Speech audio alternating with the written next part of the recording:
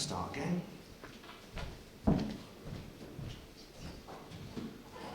Now, as I said, it's true, like I've been explaining, that the zombie film experienced a revival in the first part of the 21st century. But it doesn't account for what I discovered. It doesn't account for that at all.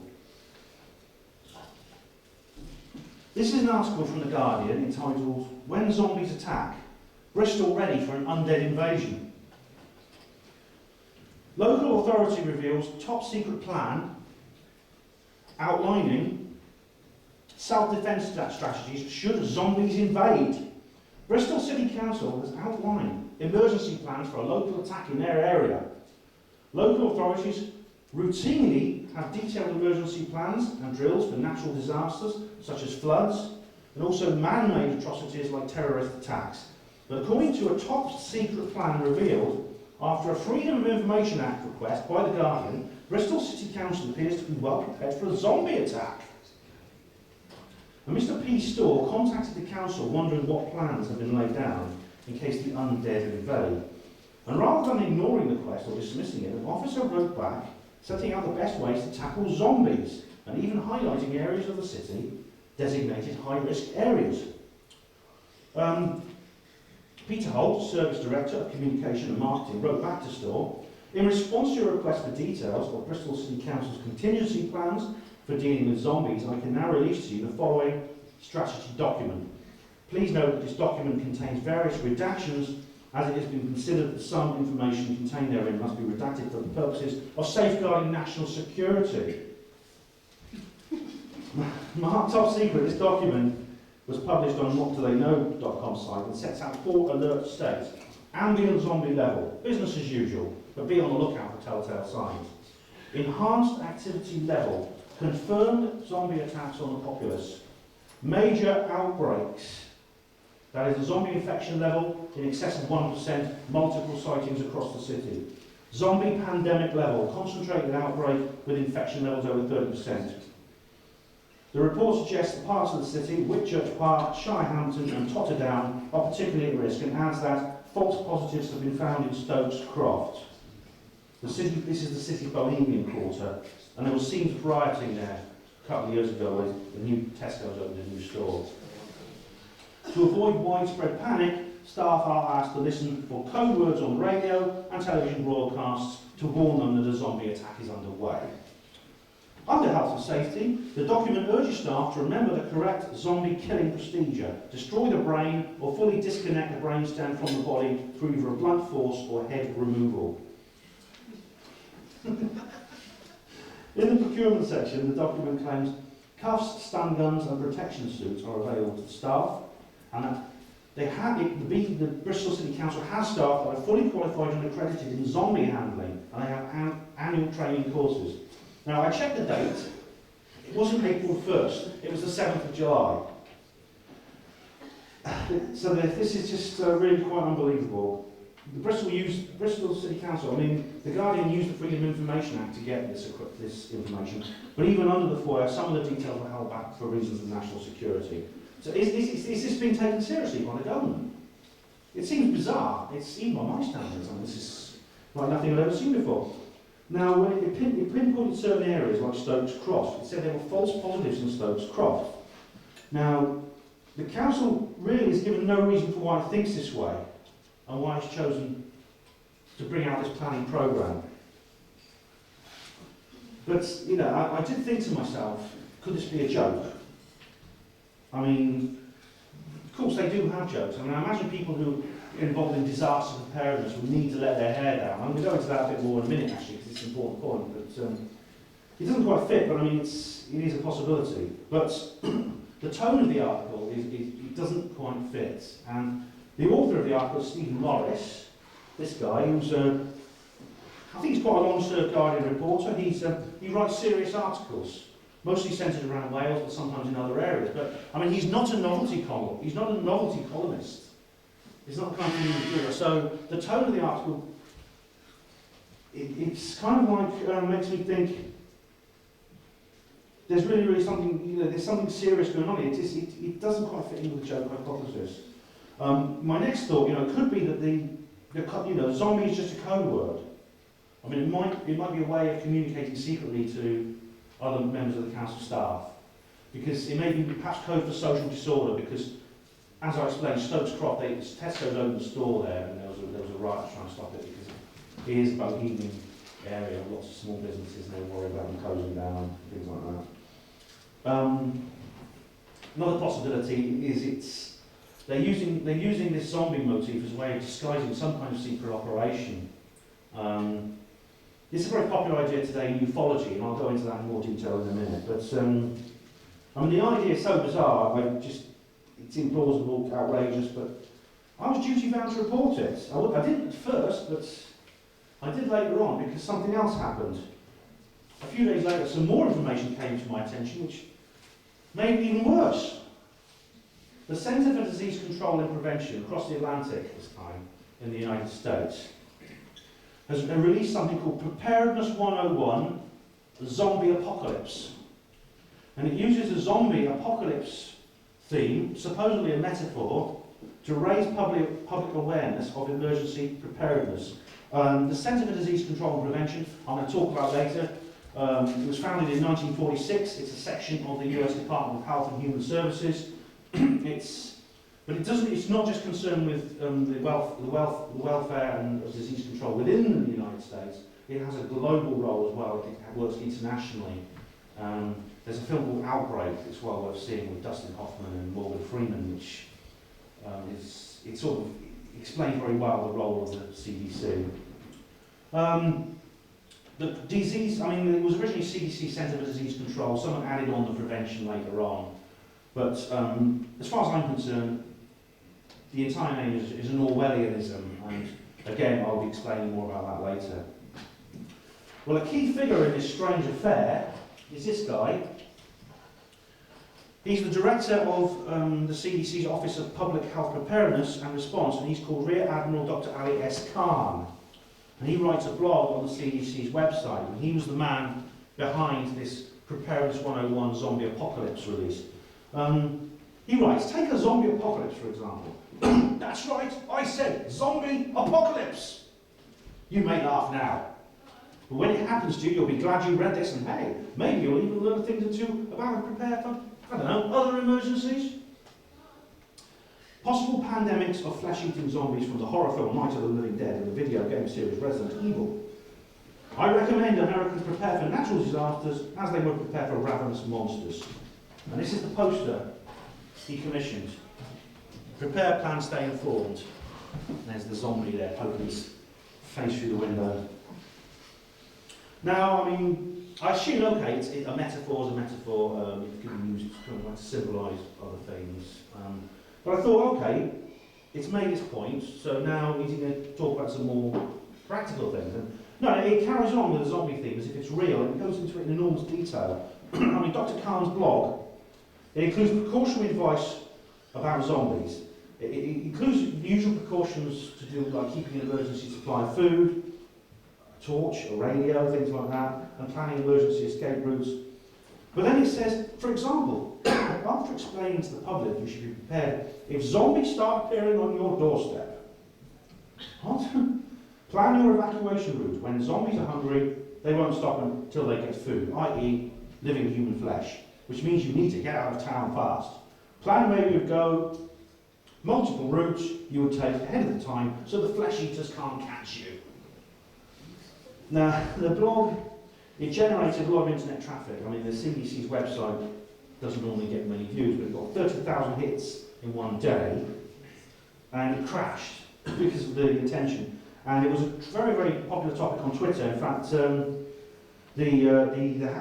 tagline, if you're ready for a zombie apocalypse, you're ready for any emergency, got 12,000 followers on the first day.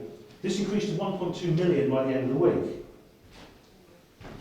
Now, the reaction is rather strange. The National Association of County and City Health Officials agreed that the zombie apocalypse scenario was a great way of getting information out, so people can understand the need for preparedness. But others were concerned about taxpayers' money being used in the CDC's budget that way. But this didn't, none of these concerns stopped them. The CDC announced a competition to get people to create videos, effective videos of how you would prepare for a zombie apocalypse. You can upload it to YouTube and enter the competition, demonstrating how well you can handle the undead arriving in your town. But it almost is an afterthought. This is the tone throughout the entire document. It mentions other emergency situations that are slightly more plausible. But almost, like I say, almost as an addendum, it says things such as floods, earthquakes, hurricanes, and terrorist attacks. Now, in October 2011, the CDC published a zombie pandemic graphic novel. I'll just bring it up for you. Find it, which is here. This is very, very interesting because this is an official US government production. Right, where is it?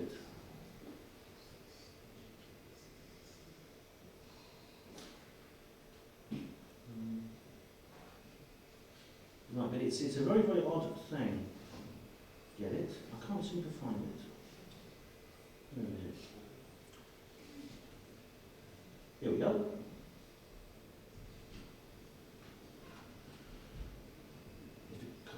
There we are. Now, here we are. Preparedness 101 Zombie Pandemic. This is not the original article. This is a novella written by someone called Bob Hobbs. And if you go through the novella, it shows you, it basically follows what you should do if zombies attack. And it follows a young couple just living, minding their own business in a small town America. There we are. And the zombies appear on their door, including the nice lady who lives next door. As you'll see, the dog goes a bit wild.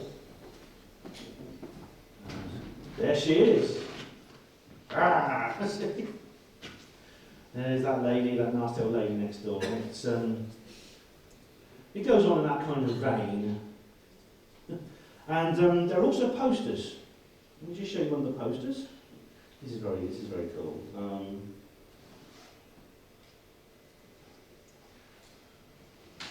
This is the large posters that you can get. Get a kit, make a plan, be prepared. emergencycdc.gov. And this here is another one. Bear in mind, these are official US government publications. And as I said, don't be a zombie, be prepared. There we are. And that's the little small header there. There's also, you can get, the CDC are planning to run a survey to find out how many of the blog readers actually took any notice of their advice. And also, you can get merchandise, t-shirts, baseball caps, coffee mugs, and beer mats and things like that. Just order them from the CDC like that if you want. Now, what on earth is going on here? The motives for the publication are not entirely clear. They say at the beginning it's a metaphor. They say it's a metaphor for basically general preparedness, but then they lay on the metaphor so thick, I do wonder if it really is that. Especially when you take into account Bristol, what I've discovered in Bristol, and what I'm about to show you in a moment. I mean, there are only a few sentences where they remember to include other, obviously very real threats, earthquakes, hurricanes, tornadoes, things we don't necessarily get in this country, but we do in the United States. Also, terrorist attacks, things like that. I mean, then they go back to discussing the zombies, as if it's a kind of really feasible danger. Now, the original blog document is dated May the 16th, 2011. It was written by the aforementioned Dr. Khan. And the Bristol City Council document was dated July 2011. So they're very close to each other. The question is, if there is no real threat, and there's no such thing as zombies, then why the zombie themes? Is this some kind of psychological warfare? That's what I'm wondering. But if it is, it's a very peculiar one. I can't see something this outlandish working. You know, why don't they just go on like they used to go on about the usual bump? You know, there was a guy under your bed with a beard and shirt tails with a Mr. Sheen can full of bubonic plague. You know, I mean that's something more credible. You know, well, slightly more credible. But I mean, there's one popular idea that these cover stories are put into launder secret operations. You know, they're put in to cover up something else, and it's a popular idea in ufology.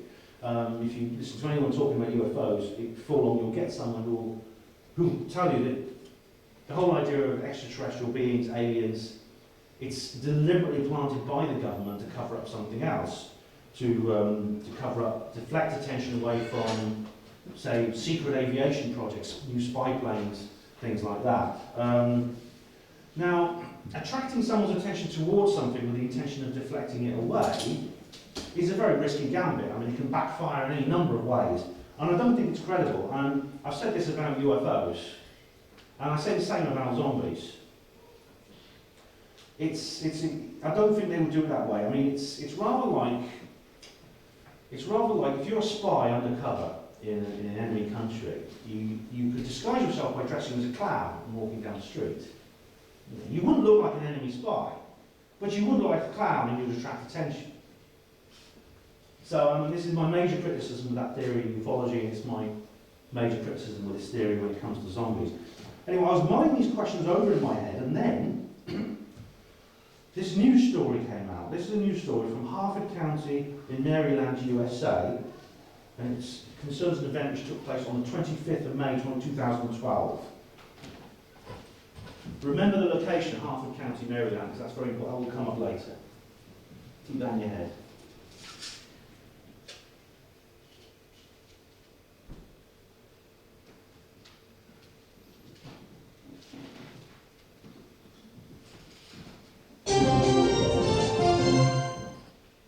And now to a shocking story out of Harford County, a case of cannibalism. Police say part of the remains discovered earlier this week were actually eaten. 11 News reporter Rob Roblin has the gruesome details. He joins us live at the Sheriff's Office in Harford County. Rob.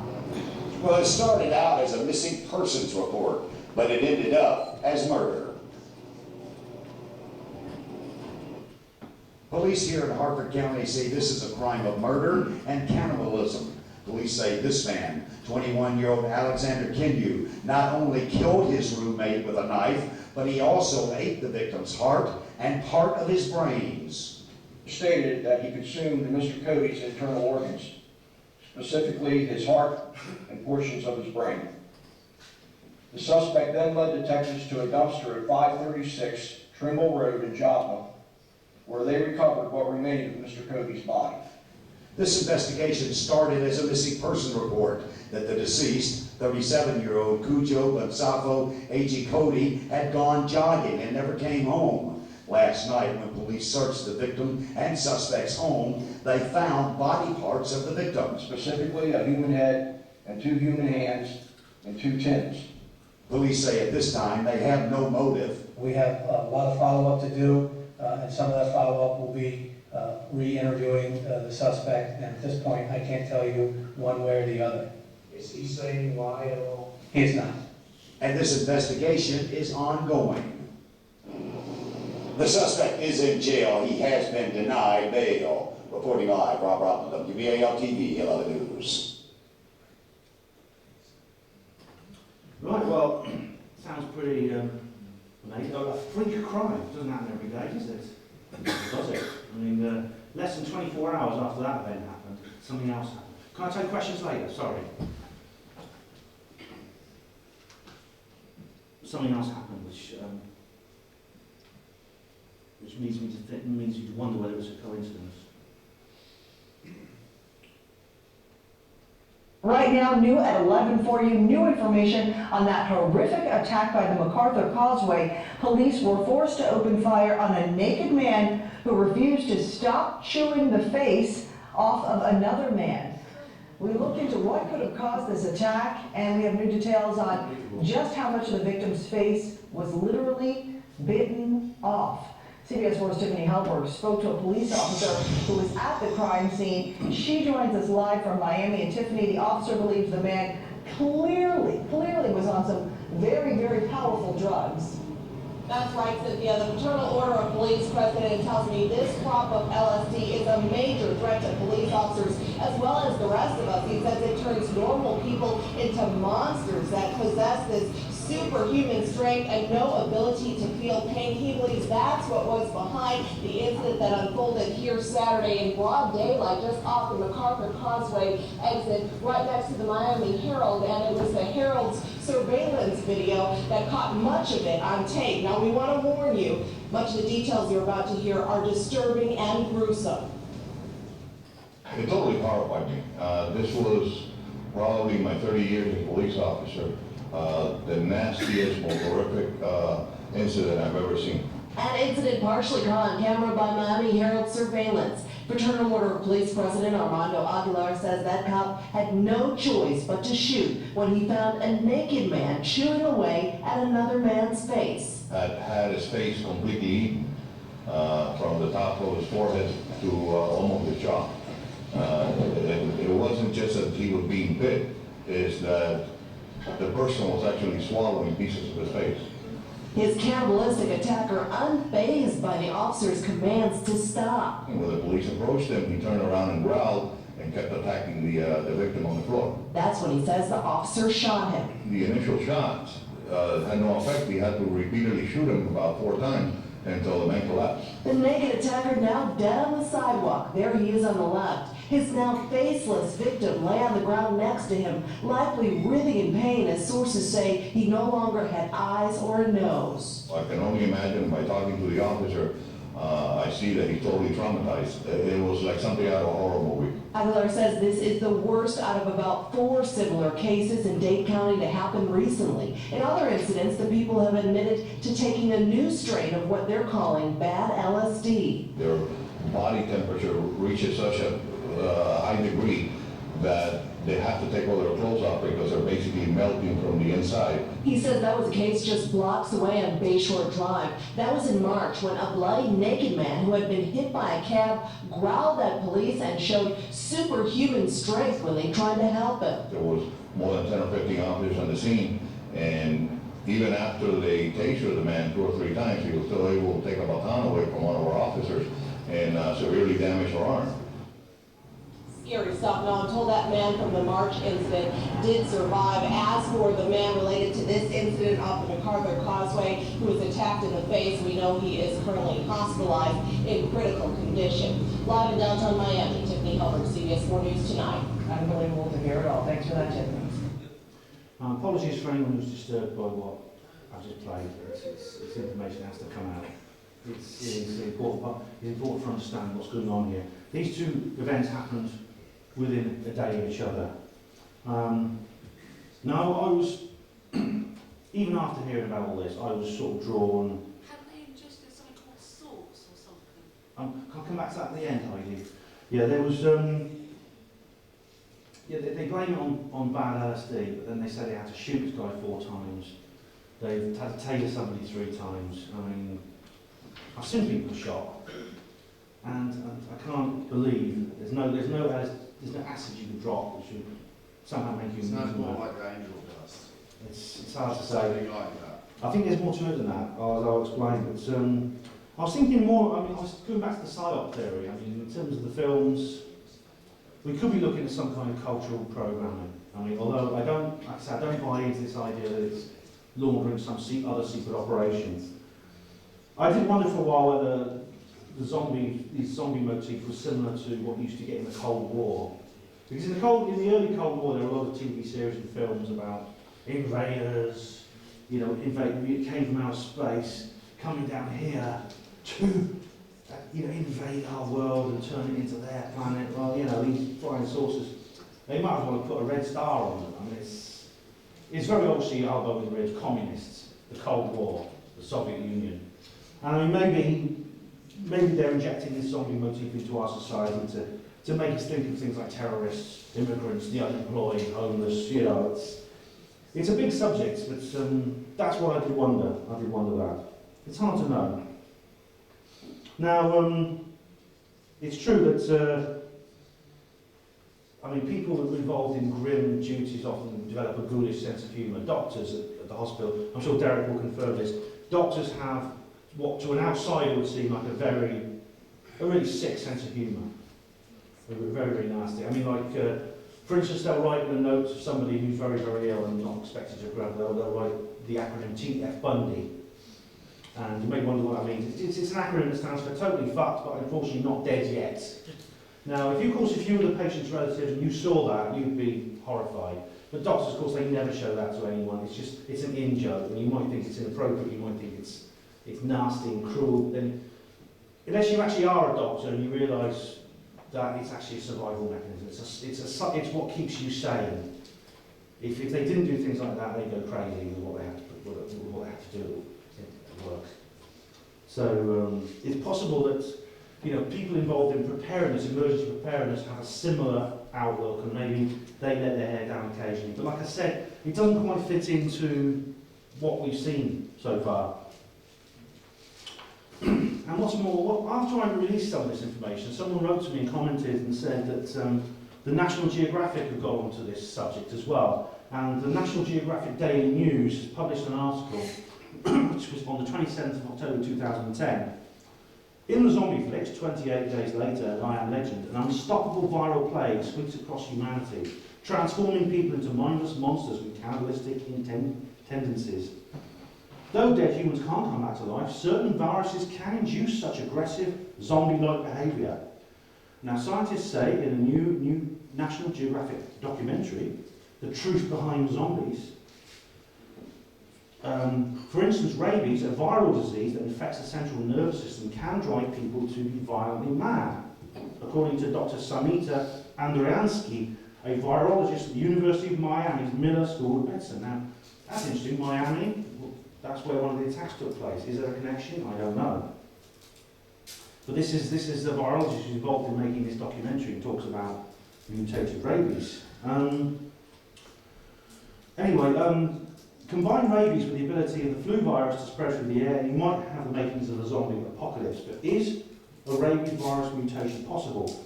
Unlike movie zombies, which become reanimated almost immediately, the first sign a human has rabies tend to appear 10 days to a year later as the virus incubates in the body. If the genetic codes of the rabies virus experience enough changes or mutations, its incubation time could be reduced dramatically.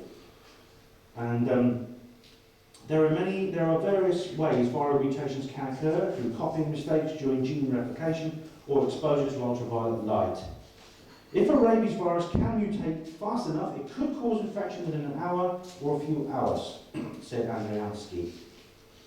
Airborne rabies would create a rage virus, as in 28 days later. But for the rabies virus to trigger a zombie pandemic, it would have to be much more contagious. Humans catch rabies after being bitten by an infected animal, and the infection usually stops there. Thanks to pet vaccinations, people very rarely contract rabies, and in fact, in 2008, there were only 2 cases of human rabies reported to the US Centre for Disease Control and Prevention, and no deaths. A faster mode of transmission through the air, which is how the influenza virus spreads and became airborne, you would have a rage virus. But unrelated viruses don't simply hybridize in nature. Likewise, it's scientifically unheard of for 2 radically different viruses, like rabies and influenza, to borrow traits. They're too different. They cannot share genetic information. And they don't mix and match from different families. Is an engineered zombie virus possible? It's theoretically possible, though extremely difficult, to create a hybrid rabies influenza virus using modern genetic engineering techniques. Sure, you can imagine a scenario where you mix rabies and flu together, a measles virus to get personality changes, encephalitis virus to infect your brain with fever, thus increasing madness even further, and the Ebola virus to cause internal bleeding. Combine all these things and you get something like a zombie virus, Andriansky said. But nature doesn't allow all of these things to happen all the time. You most likely just get a dead virus. But that's not true, because maybe nature doesn't allow these things to happen, but who said all viruses are made by nature? Now they want to talk about this man, what he discovered. Well, that's the, I forgot to change the flip over. That's a still of the National Geographic Daily article. This is Len Horowitz, he's that him, not him. And this is a film called In Lies We Trust. Now, Dr. Len Horowitz is a dentist and he's a public health expert, and In Lies We Trust is a film he made about the history of biological warfare and terrorism. And he mentions in this film several organisations we've already heard of, like the World Health Organization, the Centre for Disease Control and Prevention, Homeland Security, the CIA. And what he's discovered is, firstly, on one level, it's an economic ploy based on greed, but on a higher level, it's actually a war against us. It's a war against the people, and it's disguised under the guise of things such as the war on cancer. But it's basically about depopulation, it's about genocide, it's about eugenics. And he refers to something called the Report from Iron Mountain. Have you heard of how many of you have read the Report from Iron Mountain? Yes, it's been doing the rounds for a while now. It was published in 1967 as a book, and it's said to be the secret minutes, so minutes of a secret meeting that took place in government, rather like the Bilderberg Group. Iron Mountain, and there's no such place as Iron Mountain. It may simply be a code for some other location, maybe a basement underneath the White House or something, you know, or the Pentagon. But the meeting, the alleged meeting took place in 1963, and it was published as a book in 1967. And it said a lot of very infamous phrases, which you may be familiar with, that have been paraphrased in other documents. For instance, war is necessary for the survival of social systems that we know today. And that even if lasting peace could be achieved, it would almost certainly not be in the best interests of society to achieve it. The government as we know it could not exist without war. War serves a vital function in many ways, including diverting collective aggression. We recommend that bodies be created to emulate the economic and social functions of war. Now this is virtually the same thing if you read the book 1984 by George Orwell. That O'Brien says to Winston while he's torturing him. Wars are not designed to be won or lost, they're designed to be continuous. And of course, in that book, the scenario in that book, there's these three global superstates that are constantly at war with each other. And they seem to switch wars every so often, almost seamlessly, but there's this constant eternal war. And the report from Iron Mountain goes on to say, a viable political substitute for war must posit a generalised external menace to each society or a nature and degree sufficient to require the organisation and acceptance of political authority. That's a long-winded of saying, to control people without fear of large-scale wars, you need some kind of substitute that has the same effect. Because this was written, this meeting took place in 1963, so it's been many years since the end of World War II, which was the last large-scale global war.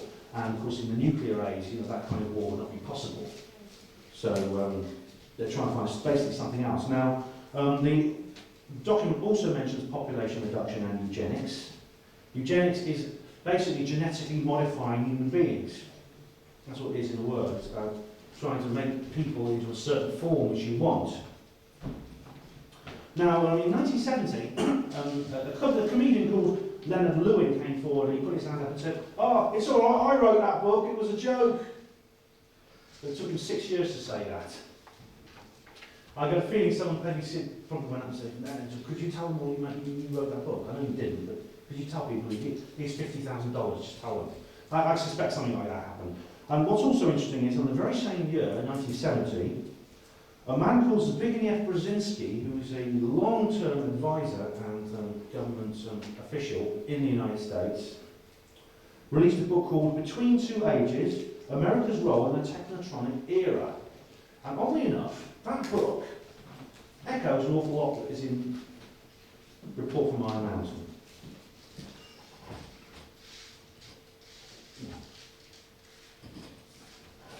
Biological warfare has a long history. In the Middle Ages and Crusades, one side would often attempt to infect an enemy fortress by tossing the bodies of plague victims inside the compound. The modern biological warfare, which is what Horowitz concentrates on, actually began with the Nazis. You know those people we were supposedly fighting wars against, which we never were at all. It was all completely engineered. And what's more, the Nazis were working hand in hand with the Rockefeller Foundation, both before the war, during the war, completely. And in 1945, after the destruction of Nazi Germany, a lot of the scientists were sequestered to the United States under private paperclip. I'm sure you've heard of the rocket scientists like Werner von Braun, who designed the Apollo program rockets and things like that. The same goes for biological warfare experts. They set up stage in Fort Detrick, Maryland. Now, remember where the first zombie attack took place last year, in May last year? Harford County. It's just a short walk from Fort Detrick. Is that a coincidence? I don't know. Anyway, what's interesting is in 1970, the American War College published an article called The Revolution in Military Affairs, and it talks about a shift, rather like the report from Iron Mountain. It talks about a shift from conventional battlefield warfare and nuclear weapons to a more sophisticated form of warfare involving psychology, electromagnetic weapons, non-lethal weapons, and biological warfare. And it talks about very sophisticated forms of biological warfare, including cancer viruses. I'll tell you more about that in a minute. But it said in this document, this is not Iron Mountain, this is the American War College. It's not secret, it's published completely openly. A lot of what it was suggesting is contrary to American values, and therefore there may be resistance from unconditioned individuals. So therefore it's recommended using the media to attempt to bring those unconditioned individuals on board. Basically propaganda, rhetoric and mind control for the media to try and get them, persuade people it's a good idea. He talks about plausible deniability. By using sophisticated virus where there's a long incubation period, for instance, you get infected, then 10 years later you get cancer. I mean, it's impossible to prove a link. What it meant was that if no one knows where it comes from, how can they ever prove who did it? It means that the United States would be able to wage a war against an enemy, and the enemy would never know. There'd never be a declaration. They wouldn't know until their cancer rates would suddenly shoot up, and they'd say, well, why is this happening? And they say, well, could it be some sort of virus, some biological warfare virus? How do you prove it? See? Plausible deniability. Now, the United States is not alone in doing this. The USSR had its own biowarfare facility, and so, to our discredit, did the United Kingdom. In fact, the United Kingdom's biowarfare operation is as old as the Americans. It's even older, actually. This is a photograph taken in 1942 on Grignard Island off the coast of Scotland, and these men in biowarfare suits are carrying the bodies of sheep which have been infected deliberately with anthrax. This is called, ironically, it was called Operation Vegetarian, and it was designed to test the anthrax virus to see if it could be used in the war against Germany that was raging at the time. That island was completely sealed off and was not declared safe until 1990. That's 40 years. It was infected. You couldn't go on there. You might catch anthrax.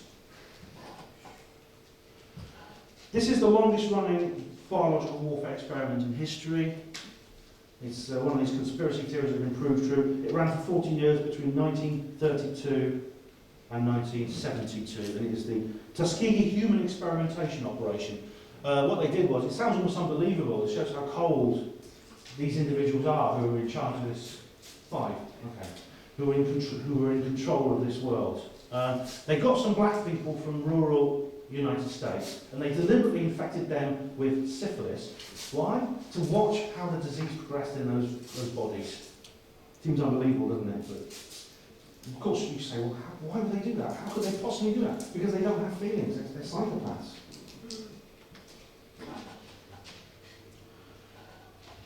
This is interesting. 98 million Americans were given polio vaccine contaminated with cancer-causing viruses, amidst the CDC.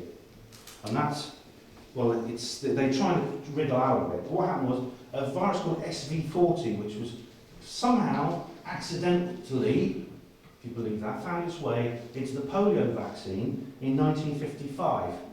And it was basically kids, everyone who got polio vaccine in that time, or shot as they call them in the United States, was injected with SV40. Now, it was so accidental they didn't realise it had happened until 1961 when they changed the batch, so it didn't have SV40 in.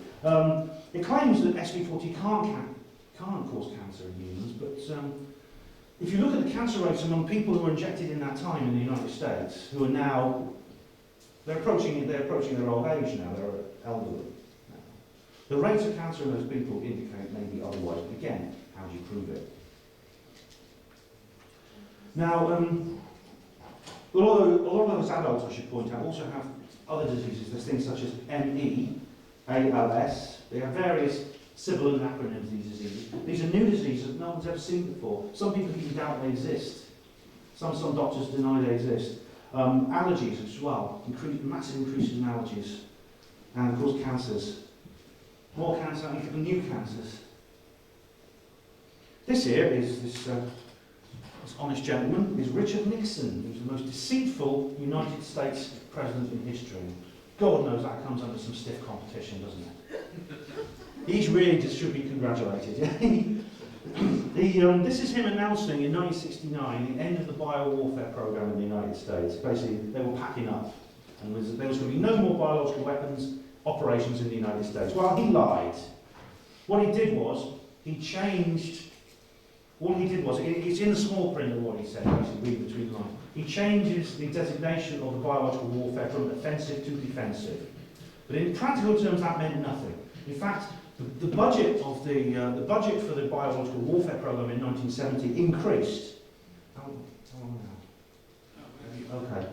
We're going to stop in a moment, we'll take a little break, but we're going to go into more of this actually, I think, next time, because I mean, it's worth realising the lies, they're not only cold and callous, and they kill people. They kill not only sheep, but they kill humans, and they'll simply to find out what will happen. They treat them like lab rats, and they lie completely without a qualm. And you know, these people pass the lie detector test because they don't know what truth is.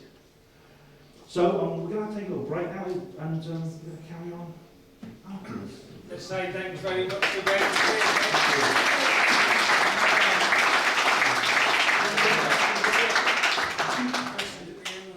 Yes, just, does that lady over there want to ask a question? Yeah, I just wanted to say, So I'll come down and talk to you. I'll turn this sound off. We've got 20 minutes. All right. There's organic, natural seeds over there, and